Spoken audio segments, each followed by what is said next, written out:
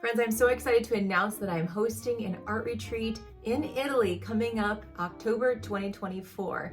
And it's going to be off the coast of the Mediterranean Sea in the south of Italy in a place called Puglia. So the point of this retreat is not only to paint loose florals, landscapes, even some birds in the retreat, but also on location. We can paint at the sea. There's also a flamingo lake really close by.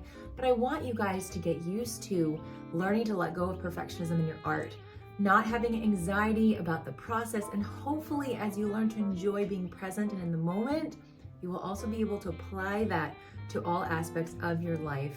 Now, we will be doing some excursions as well. The point of this is to be in a quiet countryside place where we can rest, relax, heal, and rejuvenate, and come together and connect as a group, as well as learning more watercolor skills.